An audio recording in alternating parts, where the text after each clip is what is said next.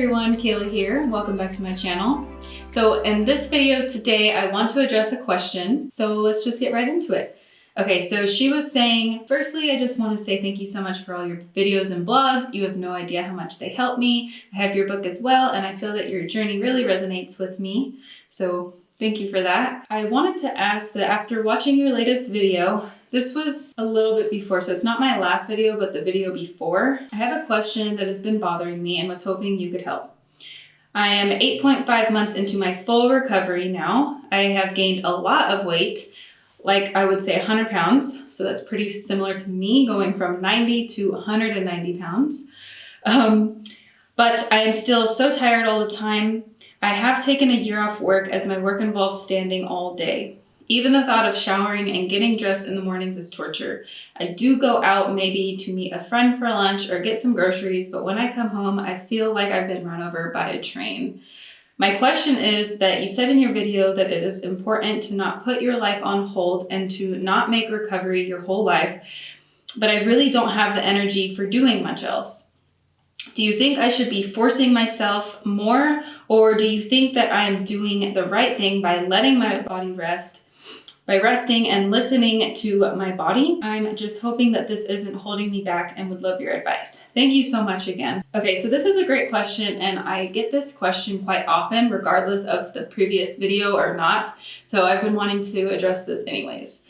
I also get questions like, what did you do for work? That's a whole nother video, I think, but I do want to say quickly that in my recovery, I was working a couple different jobs that required standing the whole time. In the beginning, when I first stumbled onto recovery, so for the first several months, I'm not exactly too sure, but I was doing that and it was miserable because as you guys know, I had such horrible edema and swelling in my ankles and knees and face and belly and everywhere. And I felt like I was 9 months pregnant. So it hurt my back to stand all day. And it hurt my feet. I had really bad pain in my feet, just, walking anywhere, pain in my knees, just standing. It really felt like, I was an old elderly woman. That's pretty normal. And that's a whole nother video as well, as going into the joint pain and the pain and swelling and all of that. But just know that this is completely normal. You're nursing yourself back to health and the body is producing these painful, inflamed feelings as a communication signal to you to rest and stay off of the areas of your body. So, just like when you would stub your toe and it gets red and inflamed and swollen, as a sign that you should stay off of your toe or foot until you rest enough so that your body can heal, rather than continuing to keep injuring it or not allowing enough energy to go to healing that. So it's the same thing, and that's why extreme over-exercisers get very, very bad pain and swelling from head to toe in their back and their abdominal and their muscles and their bones almost. It seems like just everything is aching and painful to walk, painful to just literally go across the hallway. So for me, same thing. I would get out of bed and immediately my feet would just be throbbing. And if I was standing to just go cook breakfast, or if I was standing to make coffee, or walking down the hall just to go to the bathroom, my feet and knees would just ache and throb, and I just needed to go lay down, elevate my feet. So that went on for quite some time, for months. And then also the other thing is, you're feeling tired all the time. So I think I've said this before, or, I say this to a lot of my clients because a lot of you guys have this issue, is the fatigue. Yeah, so in the first, so rewind. Yeah, I was working at first and then it was too much. I was going through some pretty bad and gnarly symptoms of recovery, to where I was just on bed rest. I had to be on bed rest. So luckily I had the privilege to move back home with my parents. They supported me. They knew what I was going through and they supported that. And I was lucky enough to, work online. And also, at that time I was still in school. So it was a good situation to allow me to rest a lot when I needed to. And I had the flexibility. I know not everyone has that, But some people do. And if you do have that situation, take advantage of that and don't feel guilty. Like, don't feel like you just need to get your life back together and, you shouldn't be resting so much. And how could you just be so lazy and gluttonous, and you need to get your shit together and get your life back on track. Like, if your body is sending these extreme signals to rest, such as fatigue, and if you're getting tired just, walking around the house, you can't even like take a walk outside. It tires you to go grocery shopping. It tires you to just like get up, eat breakfast, and then get tired and go take a nap. And then when you wake up from the nap, wake up and it's lunchtime and you're hungry, and then you eat, and then you go back, for another nap. Like, you feel so winded and exhausted that you just have to take so many naps a day. Like, that was me. I would wake up, have breakfast, be winded, go right back to bed. Like, I just had to lay down and I would just pass out and like go to sleep. And it would happen for lunch, and it may have happened midday too. And I would try to work in between, try to go grocery shopping. And I really took advantage of that. Yes, I did have those feelings of guilt in the beginning, because, a lot of our personalities in here, recovering from disordered eating or, restrictive dieting, and we just come from this mindset of we need more willpower, we need more self-control, we need to do more and be the fittest and be the healthiest and be the most successful. It's like we're competitive in nature. So it's completely understandable of why you feel so guilty and you can't even, for once in your life, take some time to rest without guilt or shame. So, I get this, I think, from my mom. My mom is the same way, and I'm not talking down on her. I just think it's funny because she just went into retirement and she had this plan that she was just going to sleep for a year. And we all laughed at her because we were like, yeah, right. Like, good luck. And she would get mad at us for saying that, like, no, I really am. Just watch. And she just retired, and she has all her days filled with things to do, and she's exhausted still. And she's like, I just feel guilty. Like, I can't rest. And I'm like, you need to rest. But anyways, that was just a little side note. And it's just funny because you're not alone if you're feeling guilty or shameful that you just can't rest, and you have this opportunity to rest. And maybe you have people around you that are supporting you. Maybe some people even have people around them supporting them, like, yeah, you should take this time for yourself, and they still can't do it because it's their own internal guilt and shame radar going off, and they're like, no, don't sit your ass down, like, get your ass up and push through the fatigue and push through the tiredness, and you got to do more. Like, you're not doing enough, even though this time is supposed to be a time of healing and restoring and looking within rather than being all completely external. And it's a time to find yourself again and nurture yourself for once, in a real, like, healthy, balanced kind of way, or you're finding out how to do that. So this is a great lesson, I think, that the body is forcing you to do, to be able to learn how to do that, because you obviously haven't learned how to do that. You're still feeling guilty. You're still feeling shameful. You feel like even though you have like this opportunity, you didn't even let yourself fully embrace it and fully take it on without guilt lingering. And so you were still stressing yourself out, because guilt can really be a form of stress. And you're just like, oh, this is bad. I should get my life back together. I'm not saying you did this in the email, but some people do. And I see this all the time. So if you have the opportunity, or if you don't have this opportunity, for the people that have full-time jobs or they have a big family, it's just doing what you can when you can and making yourself a priority for once, because you can make all the excuses in the book, but there is some time that you can make room for yourself more so of now. Maybe you don't have this luxury of getting to rest whenever you can all the time, but you probably could find somewhere in your day or night more to take some time for yourself, more than you ever have. And it's going to be crucial. You're learning how to do self-care. for what your body is really asking for, rather than what your mind is trying to push you to do based off of, where it's coming from, of the past conditioning and our culture that's, pushes us to do more and be more. You're challenging this. And yes, it's going to be uncomfortable. And yes, a lot of resistance is going to come up and you're going to feel guilty and like it's so uncomfortable and foreign. But if you really want to heal, like you have to learn how to take some time for yourself and make yourself a priority as well.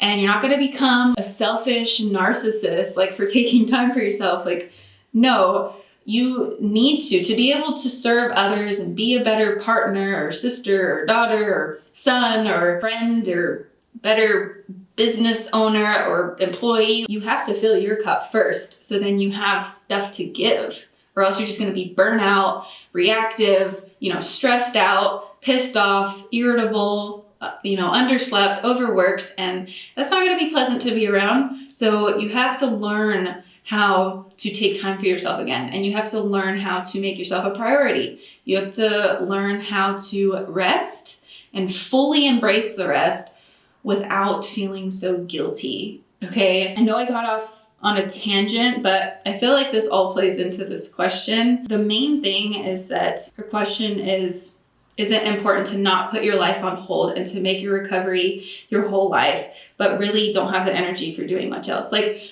okay, so recovery, this is only a short or, minor part of the whole scheme of your life. So I say this a lot too. This is a short-term sacrifice for the long term of the quality of your future. So think of yourself like a house, or a baby. So you're trying to build like a steady, solid foundation. Because if you just try to half-ass this and build on, a weak, unsteady foundation, eventually it's gonna break down and it's not gonna hold up. And, you're gonna find yourself back in square one because, sorry, it got kind of blurry there. So I was saying, we think that we can outsmart or outthink biology, but biology is going to end up winning. So we can try to force ourselves and push ourselves to the extreme, but probably why you found my channel or another recovery's YouTube channel or blog or whatever is because it wasn't working for you anymore and you were trying to find an alternative way because you were suffering. So, that's biology winning. Your body is seeking new answers. It's forcing you to look elsewhere because, what you've been doing has just been too much and you need a break and you're exhausted. And yeah. So think of yourself also as like a freaking caterpillar, okay? And you're going into your cocoon and it's going to take a while to build yourself. Whatever those caterpillars do in there, they're in there doing some, crazy building shit. Like they're transforming themselves. So that's like what you're doing, okay? You're taking some time for yourself. I'm sure the caterpillars don't feel extreme guilt for going in their little cocoon for that amount of time because they don't have our culture to influence them, probably. Or, I'm not going to blame it all on culture, but that's just an example. But okay, so are the caterpillars going to feel guilty for going in their cocoon? Like, no, they know that what they're doing is part of the natural cycle. And sometimes we have to take a step back or take a step down and recoup and think about like where we're going and who we are and, what we've been doing and where do we want to go? Like, what do we want to transform into? And then what do we have to do right now in our cocoon to get us to where we want to be, right? So then you can, like the caterpillar, come out and be a beautifully transformed butterfly, okay? I know that's kind of cheesy, but that's what I like to think of it as. You're gonna come out of this a beautiful, upgraded version of yourself, really. So don't think about like, oh, I'm gonna lose all the fitness I worked hard for, or oh, I'm gonna just become totally unhappy and miserable and nobody's gonna love me. Like, no, if you really do this and embrace recovery and do the mental and emotional work along with the physical work, you're gonna come out of this like a freaking amazing kick-ass human. I'm serious. And it's not gonna be easy and you may not be perfect. Like there may be a lot more tears and learning curves and learning lessons that you have to go through, but you're gonna be a lot better off than where you're coming from. Because think of where you're coming from. Keep that in your mind. Like, why did you choose recovery? Why does the caterpillar want to go in the cocoon? It's because it's going to become a freaking butterfly and it's going to be able to fly, you know? That's a superpower that all of us wish we had. So in a sense, you're going to come from this older version of yourself that was suffering and insecure and, just hated themselves and felt crazy around food, and it was just an exhausting existence. And then you're going to come over here and recover and feel more confident, maybe not completely, but you're going to feel more confident and secure with yourself and what you're doing and why you're doing it. And, you're going to see like what kinds of people you want to surround yourself with and what goals you really want to follow and pursue and passions that you have and your gifts that you have and you've been given and that you should, really build up and explore more.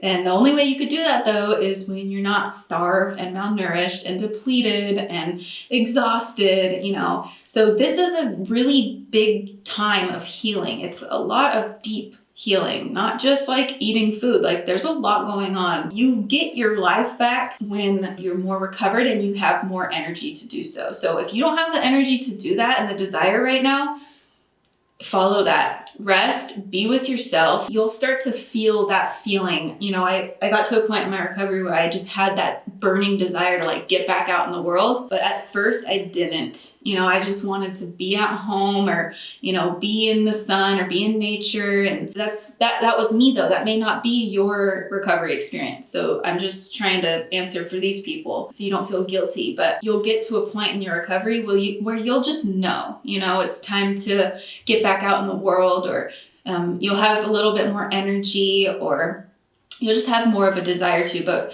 if you're at that phase where you just want to rest, even though you're a year in, and maybe you're a year in and still feeling like this because you felt guilty this whole time, or maybe not, or maybe your recovery is taking a lot longer because in 15 years of disordered eating, so that may take longer than someone who is just coming. Okay, sorry, my camera died. Wow, having a lot of technical difficulties today, huh? I will be working on this, you guys, stay with me. So what I was saying is that, someone coming from a past of, 15 years of disordered eating or restrictive dieting or over-exercising versus someone who's coming from 2 to 3 years of restrictive dieting or disordered eating or anorexia or whatever, it may take some more time. So maybe that's why a year in you're feeling more fatigued. And again, like I've said before, you're not doing it wrong. Just because it's taking longer than someone else claimed that it took them, who freaking cares? You are on your own path. So stay in your own lane, okay? And yes, we can branch out for guidance, but remember to stay in your own lane in this. Because your body is doing its own thing. We're all different, and it's going to look different for everyone. So again, I don't think that you should be forcing yourself to do more unless that's what you want to do. If you don't have that desire, don't force yourself. The only thing that you should be forcing yourself to do is if you're coming from a past of restriction, you're obviously suffering, and you just don't have your appetite. And then you should be force feeding yourself to make sure you're getting enough food until your appetite returns. That's one half of the spectrum, but the other half of the spectrum, people have extreme hunger and they don't have to be force feeding themselves, So again, my YouTube is very generalized, and that's why, you can't take everything I say literal in these videos or any other videos on YouTube, because yes, you can get a lot from them, but everyone's past and what they're going through currently may look different. So you can't just take 100% everything that we all say on YouTube or in a book or on a blog and take it 100% literal for your situation. You're going to take it and you may tweak it a little bit for what makes more sense to you and what phase you're at in your recovery, or the background you're coming from, whether it's anorexia or a restrictive diet. But just because you're coming from a restrictive diet for several years or 15, 20 years versus someone with anorexia doesn't mean that you're not sick enough to recover. Yeah, it's a real thing that a lot of damage can happen from just being a clean eater and being super restrictive and depriving yourself and becoming malnourished and have severe digestive problems and have to go through the same recovery symptoms as someone with anorexia does. Yes, it might look a little different, But I've seen people coming from fruitarianism, raw vegan, fruitarianism, and they honestly suffer even more than people with anorexia. So, it goes to show. So just because you feel like you're not sick enough, if you're suffering and for some reason you found my channel, like obviously there was something wrong that you wanted to change. Like your gut, your intuition led you here to ask a certain question. So just remember that. Out of all of it, listen to your body, listen to your gut and your mind, but within reason, okay? Because your mind can just spiral out of control with the past conditioning and old belief systems that have gotten you into this mess. So it's about, reconnecting the mental and the physical, okay? So they can both like come together and, make a decision. And out of all of it, listen to your body. It's very intelligent. And if it's sending these signals like to rest or to eat more, really, that's what you should be doing, is resting and eating more. And then adjusting as time goes on. Maybe you need less rest, and maybe you don't need to eat 10,000 or 5,000 calories anymore, like because your body is healing and it's coming out of a starved state. But don't try to do it consciously or to speed things up because you want to get the weight gain off or because you think you shouldn't be at a BMI of 25 or 27. Allow your body to do its thing and trust in your body and trust in yourself. And that's a lot of recovery too, is rebuilding that trust with your body, you building trust with your body, and then your body building trust with you. Okay, so now I'm kind of getting a little bit more repetitive, so I'm gonna leave it at that. I hope that this has helped you. I hope this answered your question, and I hope that it helped other people that were feeling this way too. I will go more in depth in the future on like jobs and working and recovery, but just know to do what you can with your situation. And don't think you're doing recovery wrong if your life doesn't allow for the perfect recovery. There's no such thing as perfect recovery, except the one that is the one you're doing for yourself, that you have to do for yourself and your life and your body. Okay, so try to get that out, and just find your own way with what you can do. And don't make excuses, but also don't feel guilty because your situation isn't similar to someone else's. Okay, but like I was saying, I got off tangent again. This is more generalized. If you want more personalized help from me, I do still offer private coaching and I do have my online courses. So I have a new bundle deal as well, so you can get both of the courses for different stages and phases of your recovery. So you may be in the beginning trying to get your period back still, or maybe you didn't lose your period, but you're trying to overcome the extreme hunger and balance all that out and overcome the overexercising. So that course would be for you at that phase. And then you would also get access to the other course, which is Find Your Balance or Break Free from Quasi-Recovery, so that you can work on the mental side of recovery, the emotional side, dig a little bit deeper, or to keep yourself from staying stuck for too long. And if you're feeling stuck, just have both sides of the spectrum to complement each other along your recovery. Oh, and you can also upgrade to the VIP option, which also includes private coaching with me. So I would love to help you. You can go over to my website, damnthediets.com, and find which resource or which option would be best for your recovery and your needs and what you want help with. So go over there. It's on the page Work With Me, and then check out the options and see what would work best for you. Okay, so if you did like this video, give it a thumbs up. Also, what did you think? Leave the comments below. I would love to hear from you. I love the conversations that go on below and to see you guys support each other. With that said, until next time, I'll see you in the next video.